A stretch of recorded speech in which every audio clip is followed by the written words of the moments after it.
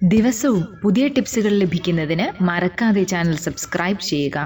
ഓരോ ടിപ്സുകളുടെയും നോട്ടിഫിക്കേഷൻസ് മുടങ്ങാതെ നിങ്ങൾക്ക് കിട്ടുന്നതിന് ബെൽ ബട്ടൺ കൂടി അമർത്തുക. നമസ്കാരം. നമ്മുടെ ആരോഗ്യത്തിന് വളരെ ഇമ്പോർട്ടൻ്റ് ആയ ഒരു പോഷകത്തെക്കുറിച്ചാണ് നമ്മളിന്ന് സംസാരിക്കുന്നത്. സിങ്ക്. വളരെ ചെറിയ തോതിൽ മാത്രം ആവശ്യമുള്ള എന്നാൽ വളരെ പ്രാധാന്യം അർഹിക്കുന്ന ഒരു പോഷകമാണ് സിങ്ക് എന്ന് പറയുന്നത്. പ്രത്യേകിച്ച് ഇരുമ്പിന് ശേഷം ശരീരത്തിൽ ഏറ്റവും കൂടുതൽ പ്രാധാന്യം അർഹിക്കുന്ന പോഷകമാണ് സിങ്ക്. നമുക്ക് സാധാരണ കിട്ടുന്നത് ധാന്യങ്ങൾ, പയറുവർഗ്ഗങ്ങൾ, പരിപ്പ്, പാലുൽപ്പന്നങ്ങൾ, ചുവന്ന മാംസം, കോഴി, ഇതിലൊക്കെ സിങ്ക് അടങ്ങിയിട്ടുണ്ട്. ലോകത്തില് 1/3 ആളുകൾക്കും അവർക്ക് ആവശ്യമായ അളവിൽ ഭക്ഷണങ്ങളിൽ നിന്ന് സിങ്ക് ലഭിക്കുന്നില്ലെന്നാണ് ലോകാരോഗ്യ സംഘടന വ്യക്തമാക്കുന്നത്. അത് നമ്മുടെ ഭക്ഷണശീലത്തിലാണ് നമ്മൾ സിങ്ക് അടങ്ങിയ കൂടുതൽ ഭക്ഷണങ്ങൾ ഉൾപ്പെടുത്തേണ്ടത്. അത് പ്രാധാന്യമുള്ളതാണ്. കാരണം സിങ്കിന്റെ കുറവ് മൂലം ഉണ്ടാകാവുന്ന ചില ആരോഗ്യ പ്രശ്നങ്ങളെ കുറിച്ച് നമുക്ക് നോക്കാം. അതിലൊന്നാണ് നമ്മുടെ വളർച്ചയ്ക്കും, അതായത് നമ്മുടെ ടിഷ്യൂ നിലനിർത്തുന്നതിനും സിങ്ക് വളരെ പ്രധാനപ്പെട്ടതാണ്.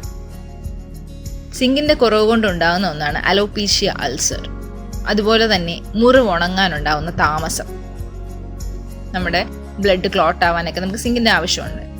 പിന്നെ ചർമ്മത്തിൽ ചെറിയ തിണർപ്പ് പോലെ വരുന്നത്, ഇതിനൊക്കെ സിങ്കിന്റെ കുറവ് കൊണ്ട് കാരണമാകും.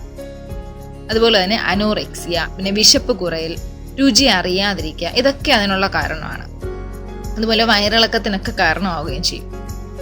അങ്ങനെ സിങ്കിന്റെ നഷ്ടം കൂടുതലായിട്ടുണ്ടാവും. പിന്നെ മൂന്നാമതുള്ളൊരു പ്രശ്നമാണ് സിങ്കിന്റെ കുറവ് ഭ്രൂണത്തിലെ മസ്തിഷ്ക പ്രവർത്തനത്തെയും നവജാത ശിശുക്കൾക്കിടയിലുള്ള വിജ്ഞാന വികാസത്തെ, അവരുടെ ഒരു ബ്രെയിൻ ഡെവലപ്മെന്റിന്റെയൊക്കെ കാര്യങ്ങളിൽ പ്രശ്നങ്ങൾ ഉണ്ടാകും. കുട്ടികളുടെ ന്യൂറോ സൈക്കോളജിക്കൽ പ്രകടനത്തെയും അതുപോലെ തന്നെ പ്രായമായവരിലും വൈജ്ഞാനിക പ്രവർത്തനത്തെയും നമ്മുടെ ബൗദ്ധികപരമായ കാര്യങ്ങളിലൊക്കെ പ്രതികൂലമായി ബാധിക്കുന്ന ഒന്നാണ് സിങ്കിന്റെ ഡെഫിഷ്യൻസി. അതുപോലെ തന്നെ സിങ്കിന്റെ കുറവ് കോശങ്ങളെ ഓക്സിഡേറ്റീവ് നാശത്തിന് കാരണമാക്കും. ഇത് DNA-യും നമ്മുടെ കോശങ്ങളെയും ഒക്കെ ബാധിക്കുന്നതാണ്. സിങ്കിന്റെ കുറവ് രോഗപ്രതിരോധത്തിനുള്ള നമ്മുടെ ശേഷി കുറയ്ക്കുന്നതാണ്. പിന്നെ മറ്റൊന്നാണ്, സിങ്കിന്റെ കുറവ് കാരണം രക്തസമ്മർദ്ദം ഉണ്ടാകാം. ഇപ്പം അമേരിക്കൻ ജേർണൽ ഓഫ് സൈക്കോളജിയിലാണ് ഇങ്ങനൊരു പഠനം പ്രസിദ്ധീകരിച്ചത്. കാരണം സിങ്കിന്റെ കുറവ് കൊണ്ട് ഹൈപ്പർ ടെൻഷൻ ഉണ്ടാവും. ശരിക്കും നമുക്ക് നമ്മുടെ ഭക്ഷണം വളരെ കുറഞ്ഞ തോതിൽ മാത്രമേ ആവശ്യമുള്ളൂ, നമുക്ക് നമ്മുടെ ഭക്ഷണത്തിൽ നിന്ന് തന്നെ ലഭിക്കുന്നതാണ്. അപ്പോൾ നമ്മുടെ ഭക്ഷണം നമ്മൾ അതിനനുസരിച്ച് ക്രമീകരിച്ചു കഴിഞ്ഞാൽ ഈ ധാന്യങ്ങളും പയറുവർഗ്ഗങ്ങളും പരിപ്പും പാലുൽപ്പന്നങ്ങളും റെഡ് മീറ്റും കോഴി, ഇതൊക്കെ നമുക്ക് ഓരോരുത്തർ അവരവരുടെ ഒരുപാട്, ഇപ്പം പാല് അലർജിക് ആയിട്ടുള്ളവർക്ക് പാലുൽപ്പന്നങ്ങൾ കഴിക്കാൻ പറ്റത്തില്ല. പക്ഷെ അപ്പോൾ ധാന്യങ്ങൾ ഉണ്ടാവും, പയറുവർഗ്ഗങ്ങൾ ഉണ്ടാവും.